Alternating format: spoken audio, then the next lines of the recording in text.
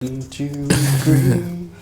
Right, how about that? Can you hear it now? That's terrible, let's start singing. Is that better? Still hear it? Listen, I don't know. I can't stop my heart. Maybe it's me. Coming up, how is Wall Street reacting to Rebate Gate? IDCom's go to Cannes. And some of the best independent agencies gather in London.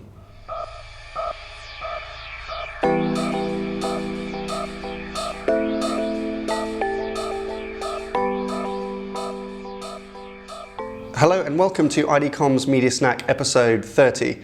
So firstly today we're going to look at how Wall Street is reacting or not to the Rebate Gate report from last week. Yeah. We're going to spend a couple of days in Cannes next week and talk about our agenda there. Yeah. And finally, I'm speaking at a conference or summit of some of the world's best independent agencies, media and creative. All coming up on today's Media Snack in just the time it takes to eat une baguette. Okay, so first up today, we're going to touch briefly on the ANA's Rebate Gate report and the kind of fallout of that before we talk about slightly sunnier things like the Cannes Festival in the south of France. We've had a really busy last week or so, as you may imagine, fielding calls from concerned marketers that have read the report and looking for some guidance, and also quite a few people from the Analyst community, which we're going to come on to talk about. And their two main questions generally have been, is this getting legal? And secondly, is this going to prompt a MediaPolooza too? A ton of new media agency pitches. We're not anticipating a massive influx of media reviews at the back end of this year. That may change going into 2017 once clients have got a clearer perspective on how to move forward. But certainly we don't anticipate anything significant in terms of masses of media pitches this year. But our focus today is going to be looking at how the markets have reacted. That's right. So Wall Street, the city and other markets around the world.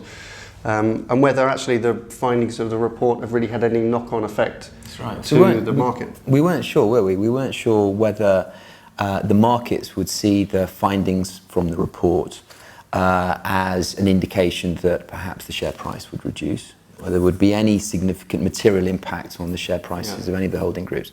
And there hasn't been at all, right? Absolutely no suggestion that that has had an impact on the share price of any of the big holding groups. And we've been analysing a number of the Analyst reports that have come out, and the Morgan Stanley report has a headline, safe for now.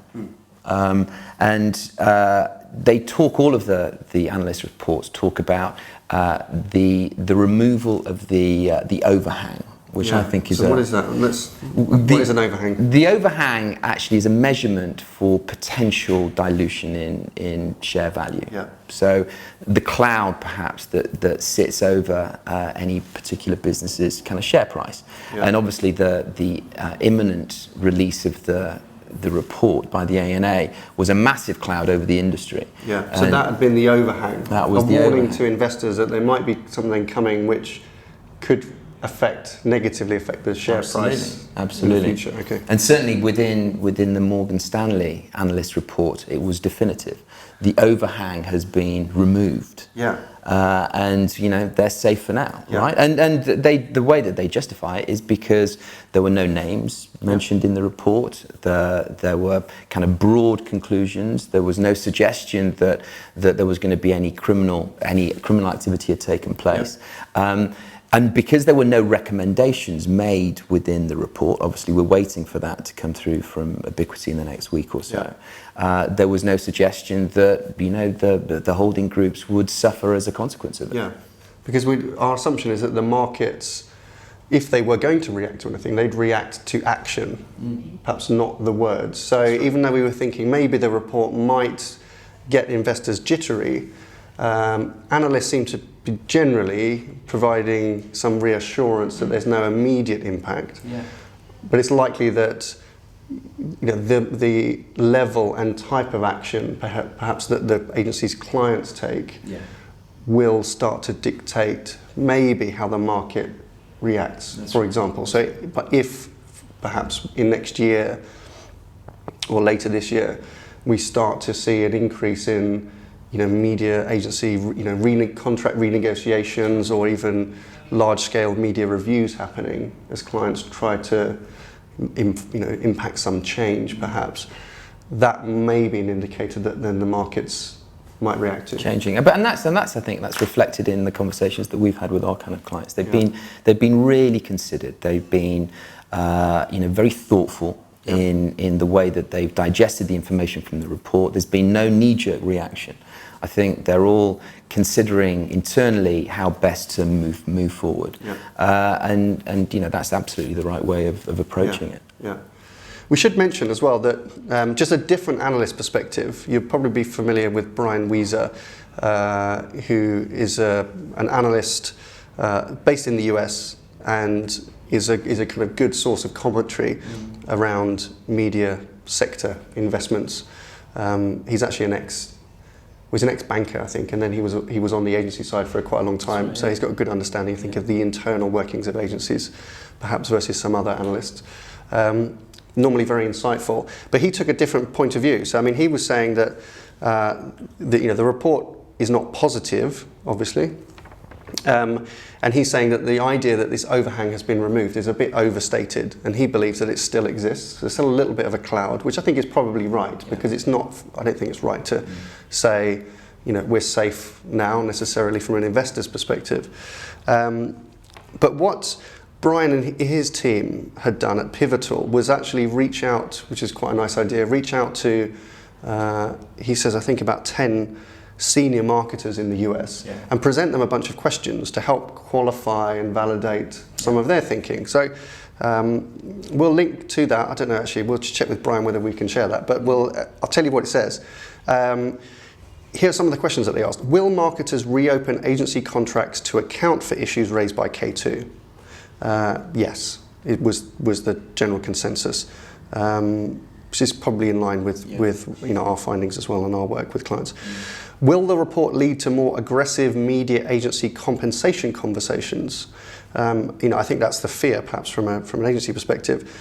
Possibly, although I think our perspective on that as well is that agencies should be fairly compensated for work which really adds value to the client business. So, and I know that the agencies, I mean, in their defence, are suggesting that a lot of the issues that have generated these kind of transparency problems come from the squeezing of fees and margins and the lowering of the value that the agencies can provide. So let's hope that they don't use this as an excuse or an example to kind of further constrict the agency's fees.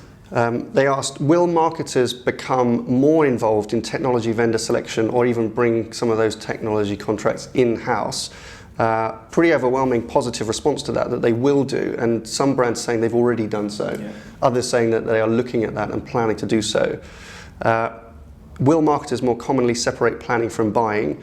No, was the consensus, but I think, again, there we should raise that, related to that previous question, if marketers are bringing some of those buying technologies in-house, that will necessitate a change of agency scope, right? So that may split the planning and buying on that sense, but I don't think we'll see planning and buying split across two different media agencies. Probably not worth doing. Will marketers constrain spending on less known media entities? And so finally, that was another yes, really, which is probably good news if you're Google, Facebook, or any of the kind of the big, more walled-gardened or trusted suppliers of media inventory. Just because there's a general distrust, perhaps, in the unknown from a marketer's perspective. There's a sense of security in the big ones, right? The way that they operate. Yeah. So Brian's point of view, slightly different. Still thinks that there's a shadow being cast somewhat over the industry. As we've said, I think the new guidelines will indicate perhaps what action clients are going to take. We're issuing shortly our what we call the PostK2 Media Manifesto, which again is some very simple guidelines for building long-term governance over media investments. and in our work with our clients, perhaps some of those or all of those will be implemented in the form of action over the coming months. I think what the market is looking for is a set of clear actions. The second part of the ANA report will contain some principles and a set of guidelines that will kind of inform their clients on how to move forward. We in turn are issuing a manifesto. So we'll be publishing that shortly. It's the PostKtomedia Manifesto, which will be a 6-point practical guide to marketers, really based on a lot of the conversations that we've been having and the questions that we've been asked over the last week or so. So that'll be out shortly, available to clients. Leave a comment if you'd like a copy. And we'll see. We'll monitor it closely. Hopefully that will properly remove the overhang. But let's wait and see. Okay, so talking about withdrawing the overhang, right? Let's remove the shadow from the industry. What better time to head down to the south of France and the more sunnier climes of the Cannes Festival? So we're going to be there. We are. We're going on Sunday. For a couple of days, aren't we? We are, just for a few days. That's probably enough. Some people are going for about 10 days. I just don't know how you survive that. But lots of important stuff. I mean, obviously, from a media perspective, the ANA report and the transparency questions are perhaps going to dominate, if not the stage and the formal agenda, probably the conversations in the bars and restaurants of Cannes. I think that's a good, healthy thing. I think that it couldn't have happened at a better time. An opportunity when senior clients and agency, vendors, they're all going to be in Cannes together in slightly less kind of formal environments, and to discuss these within the confidential kind of the confidentiality of the kind of meeting rooms, etc. So it couldn't have happened at a better time, but it is unquestionably going to be a key and main topic of conversation. And so we'll obviously be partaking in loads of those conversations. We'll be filming down there, so we're doing a number of Media Snack episodes and interviews. We've got we're interviewing Brian Wieser on Sunday. We've scheduled to meet with a whole host of different senior agency leaders and a few marketers while we're there. Then you're on stage on Tuesday? On Tuesday, I'm with the IAA, having a fireside chat about transparency with Michael Lee. He's the MD of the IAA at a global level, so I'm looking forward to that. It's good. The tickets are free for that, apparently, so here we go. Apply on the IAA, through the IAA. And so that's where we'll be. I think we'll be mostly based at the IAA Cabana a lot of the time. And looking forward to, as well, which we haven't mentioned, seeing how the agencies have reacted to the massive Volkswagen media pitch announcement, because that was a conclusion of a $3 billion global pitch. It went on for about a year, I think. I think even longer. It started very early on in 2015. And concluded last week. And Omnicom, PhD, consolidated the business and beat MediaCom, and I think IPG were also in play. So I would imagine that it will be Omnicom that has the biggest boat on the harbour. Expect so, celebrating properly. So look out for that. We'll bring you more from Cannes next week. And finally, this week you are presenting at an indie agency summit. Right. So a collection of some of the world's best independent agencies actually are gathering in London. So it's called the Indie Summit. And the idea is that they can come together and share and learn in this burgeoning independent media agency sector, which is really good to see. So I've got, I think, 30 minutes, and the title I've been asked to present to is "What's Really Going On in Media?" So as we've been discussing, there's a lot going on. It's quite hard to think of actually what to focus on. But I'm looking forward to that, and looking forward particularly to meet a whole bunch of really good independent agencies. Because they've got a good opportunity now to offer some kind of real competitive to the big agency networks, I think. And I've had a look at the agenda. The agenda is fascinating. Yeah. 2 days. Yes. What are the bits that you're most looking forward to listening when you're not doing your bit? Well, there are two particular highlights that just kind of scream out of the agenda. One is a Buddhist monk presenting on wellness, mindfulness, I should say, which is good. So that should be a good respite, much needed. Hope I don't fall asleep in my Zen state.